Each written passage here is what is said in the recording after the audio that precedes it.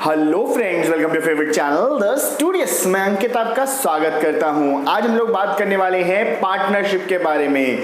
जी हाँ, पार्टनरशिप बहुत important topic है आपका, इसीलिए ये बेसिकली हम लोग 3 वीडियो में कवर करेंगे। यहाँ पर पहला वीडियो आज बात करेंगे partnership, features of partnership, merits and demerits के बारे में, प्रोज एंड कॉन्स के बारे में। इसके बाद के वीडियो में बात करेंगे partnership deed, importance of partnership deed. इसके बाद बात करेंगे टाइप ऑफ पार्टनरशिप और टाइप ऑफ पार्टनर्स के बारे में। बिना टाइम वेस्ट किए आज का वीडियो शुरू करते हैं।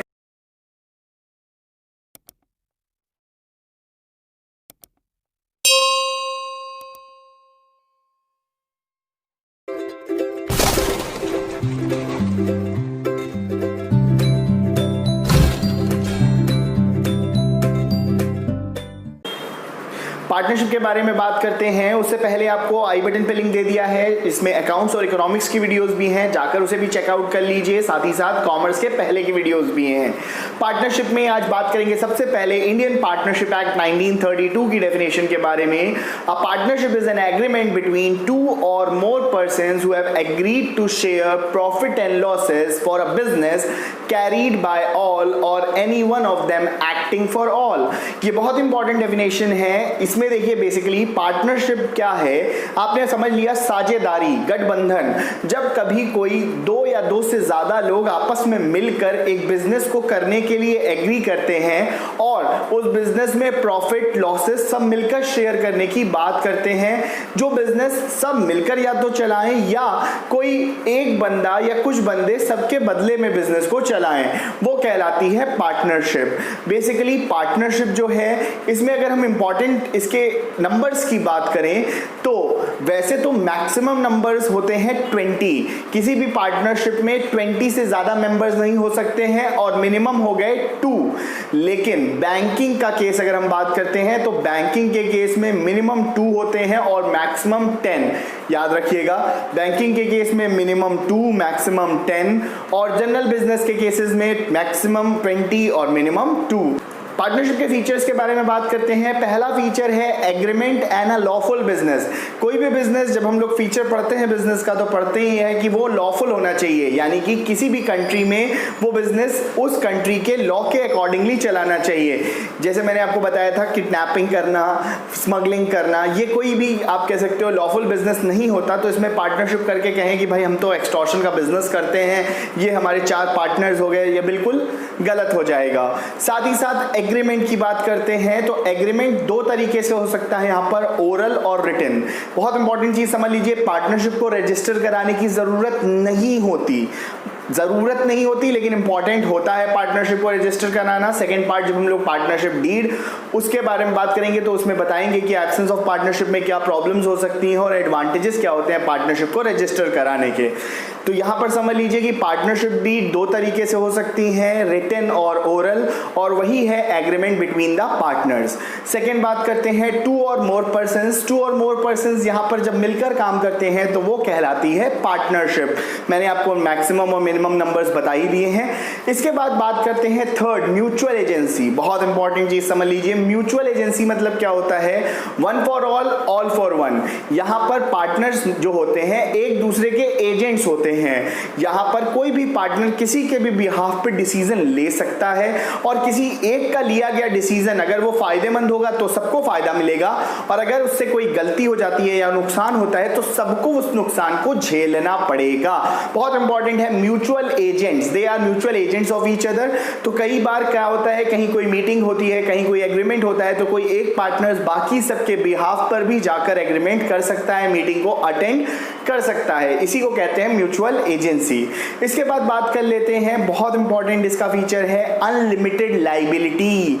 ये आपको मैंने सोल प्रोप्राइटरशिप के केस में बताया था, प्रीवियस वीडियो है, जाकर देख लीजिए। यहां पर देखिए अनलिमिटेड लायबिलिटी मतलब क्या होता है कि पार्टनरशिप और जो आपके पार्टनर्स हैं इनकी सेपरेट लीगल एंटिटी नहीं होती। बहुत इंपॉर्टेंट समझ लीजिए, कोई लीगल एंटिटी सेपरेट नहीं है, पार्टनर्स और पार्टनरशिप फर्म एक ही माने जाएंगे। यदि किसी पार्टनर्स की वजह से या पार्टनरशिप फर्म में बहुत बड़ा लॉस हो जाता है तो पार्टनर्स की पर्सनल प्रॉपर्टी भी अटैच की जा सकती है, सेल की जा सकती है to cope up with the losses.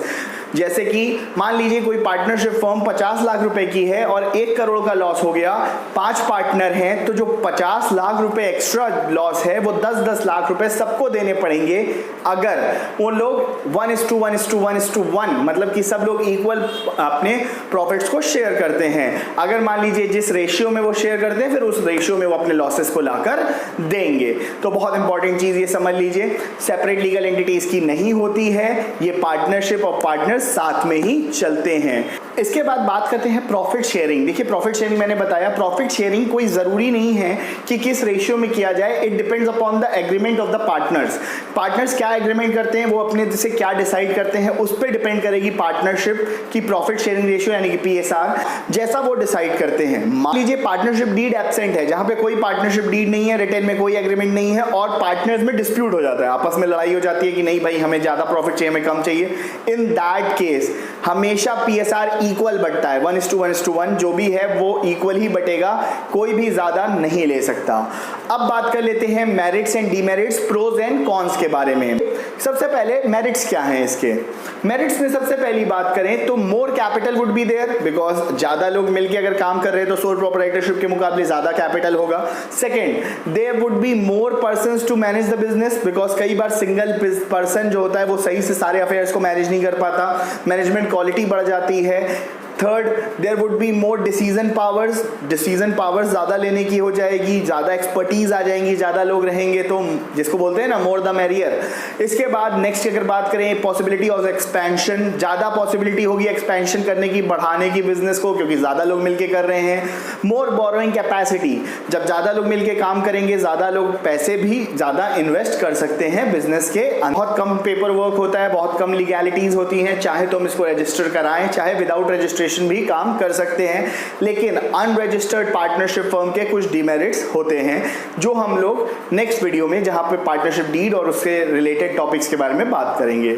अब बात करते हैं डिसएडवांटेजेस के बारे में। डिसएडवांटेजेस देख लीजिए क्या है। सबसे पहला डिसएडवांटेज या कॉन्स इसके, देयर इज अनलिमिटेड लायबिलिटी। बहुत इंपॉर्टेंट डिसएडवांटेज है कि यहां पर अगर लॉस होता है तो personal properties of the person या पार्टनर्स कैन बी सोल्ड, तो बहुत इंपॉर्टेंट इसका डिसएडवांटेज हो गया। Second, the partners are not independent, ये एक दूसरे पे डिपेंडेंट है और कोई भी एक दूसरे के बिना डिसीजन नहीं ले सकता, यहाँ पे डिसीजन सबकी सहमति से ही होगा। Third, one mistake can lead to suffering for all, एक की मिस्टेक, किसी एक ने गलती अगर करी तो सबको उसका खामियाजा भुगतना पड़ता है, सबको उसकी प्रॉब्लम्स आती हैं। Fourth, there is less chances of expansion, because यहाँ पर आप अगर जॉइंट स्टॉक कंपनीज की बात करें उसके मुकाबले कम कैपिटल होता है और कैपिटल इकट्ठा करने की भी पॉसिबिलिटीज कम होती हैं। ये तो बेसिक इसके कुछ डिसएडवांटेजेस हो गए, कुछ एडवांटेजेस हमने बात किए, आज फीचर्स के बारे में बात किया। नेक्स्ट पार्ट में बात करेंगे पार्टनरशिप डीड और इसके एडवांटेजेस और डिसएडवांटेजेस के बारे में। होप आज का वीडियो आपको अच्छा लगा। वीडियो अच्छा लगा तो जल्दी से इसको लाइक कर दीजिए, चैनल को सब्सक्राइब कर लीजिए, साथ ही साथ बेल नोटिफिकेशन दबा दीजिए जिससे लेटेस्ट सारे नोटिफिकेशन मिल जाए जैसे ही वीडियो अपलोड होती है। चैनल को शेयर करिए, साथ ही साथ वीडियो को शेयर करिए और इसे और ज्यादा पॉपुलर करिए। साथ ही साथ अपना ख्याल रखें, अपने देश का भी। जय हिंद, जय भारत, थैंक यू।